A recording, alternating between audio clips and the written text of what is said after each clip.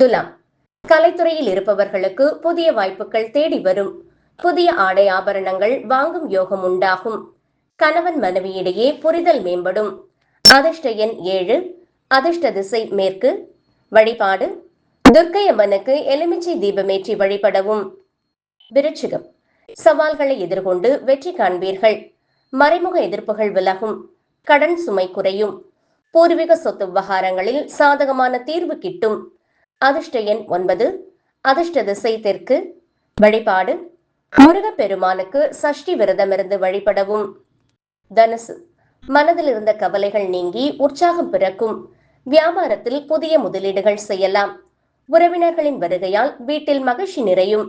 அதிர்ஷ்ட எண் 3. அதிர்ஷ்ட திசை வடகிழக்கு. வழிபாடு தட்சிணாமூர்த்திக்கு மஞ்சள் மலர் சார்த்தி வழிபடவும். மகரம், உத்தியோகத்தில் புதிய பொறுப்புகள் தேடி வரும். உங்களின் நிர்வாக திறமை வெளிப்படும். கொடுக்கல் வாங்கலில் இருந்த சங்கடங்கள் நீங்கும். ஆரோக்கியத்தில் கவனம் தேவை. அதிர்ஷ்ட எண் 8. அதிர்ஷ்ட திசை வடக்கு. வழிபாடு சிவபெருமானை மனதார தியானித்து வழிபடவும். கும்பம், குறுகிய தூர பயணங்களால் ஆதாயம் உண்டு. சுறுசுறுப்பான நாள்.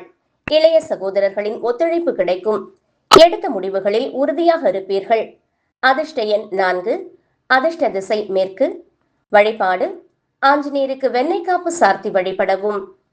மீனம், குடும்பத்தில் மங்கள காரியங்கள் நடக்கும். மன அமைதி கூடும். வாக்கை காப்பாற்றுவீர்கள். நிலுவையில் இருந்த பண பாக்கிகள் கைக்கு வரும். அதிர்ஷ்ட எண் 3.